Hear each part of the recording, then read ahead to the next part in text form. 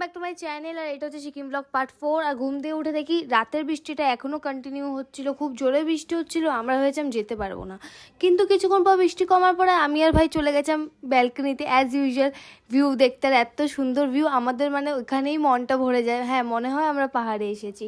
আর তারপর আজকে ছিল ফার্স্ট ডে ঘুরতে যাওয়া, তাই খেয়ে দিয়ে খুব তাড়াতাড়ি বেরোতে হয়েছে, কারণ কি বৃষ্টির কারণে অনেকটা লেট হয়ে গেছিলাম।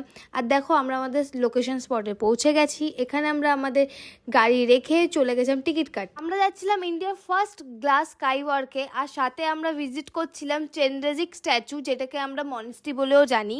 সেখানে আমরা যাচ্ছি রোপওয়েতে। আর আমি খুব এক্সাইটেড ছিলাম, কারণ কি আমি অনেক বছর পর রোপওয়েতে বসছিলাম। আর আমি খুবই হ্যাপি ছিলাম যখন আমি নিচে বাড়ি ঘরগুলোকে দেখছিলাম, চারোদিকটা দেখছিলাম যে পুরো বৃষ্টি হওয়ার কারণে মেঘে ঢেকে রয়েছে। তখন আমার মনটা খুবই হ্যাপি হয়ে গেছিলো। মানে আমি কোনোদিন ভাবিনি পাহাড় আমার এত ফেভারিট হয়ে যাবে। আর বেশি করে সিকিম, মানে আমি সিকিম ছেড়ে কোথাও যেতেই চাই না এমন একটা। আর এখানে আমরা সবাই, কেউ ছবি তুলছিল, কেউ ভিডিও করছিল। আর দেখো এখানে পুরো মেঘে ঢেকে গেছিলো, আর আমার মা খুব ভয় পাচ্ছে। তারপরে আমরা ওই রোপওয়ের থেকে নেমে চলে গেছিলাম আমাদের মেন উদ্দেশ্যে, মানে চেনরেজিক স্ট্যাচুটাকে দেখতে। দেখো এখন সেটা পুরো মেঘে ঢেকে রয়েছে, অ্যাকচুয়ালি পুরো জায়গাটা মেঘে ঢেকে রয়েছে। আর মেঘ থাকার কারণে ওখানে বৃষ্টি হচ্ছিল, মানে জল পড়ছিল, খুব স্লিপারি ছিল। বাট আমরা যাই, ওইখানে গিয়ে আমরা টিকিটটাকে কাটি। আর আমরা ভাবছিলাম ছবি তুলতে পারবো না, কিন্তু আস্তে আস্তে দেখি ওখান দিয়ে মেঘটা সরতে থাকে আর স্ট্যাচুটা ক্লিয়ার হতে থাকে। এই স্ট্যাচুর নিচেই ছিল মনেস্ট্রি।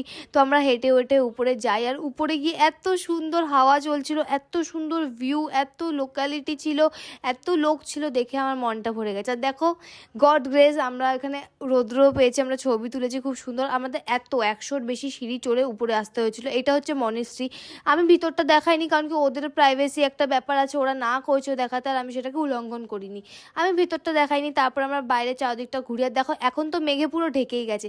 তারপরে আমরা গেছিলাম সেই ফেমাস গ্লাস স্কাইওয়াকে, যেটা হচ্ছে ইন্ডিয়ার ফার্স্ট গ্লাস স্কাইওয়াক। আর দেখো এখানে নিচে সত্যি মানুষ ছিল, এখানে ঢাকা ছিল অ্যাকচুয়ালি, কারণ কি বৃষ্টি সব হচ্ছে মেনটেনেন্সের কারণে। আবার রোপওয়ে করে ফিরছিলাম, এখন একটু ভিউটা ক্লিয়ার ছিল বলে আমরা আরও অনেক ভিডিওস পিকচার ক্লিক করছি। আর গাইজ একটা ছোট ইনফরমেশন দিয়ে রাখি, হয়তো হেল্পফুল হবে তোমাদের জন্য, যে স্কাইওয়াকে আসলে এক তো তোমাদের জুতো কভার পরাতে হয় ওখান থেকে কিনে, আদারওয়াইজ খালি পায়ে যেতে হয়।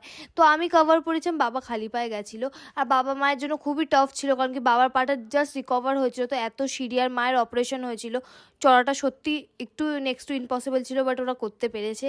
আর তারপরে আমরা ওখান থেকে বেরিয়ে গেছিলাম আমাদের অন্য স্পটের উদ্দেশ্যে, যেটা আমি তোমাদের নেক্সট ব্লগে দেখাবো। তো স্টে টিউন। এই পার্ট 4-এরই আবার আরেকটা পার্ট বাকি আছে, যেটার মধ্যে আরও অনেক সুন্দর সুন্দর জায়গা দেখানো বাকি। তো স্টে টিউন, আমি ওগুলো সবই আপলোড করবো, আর খুব তাড়াতাড়ি আপলোড করবো। Tata, bye bye, like, share and comment.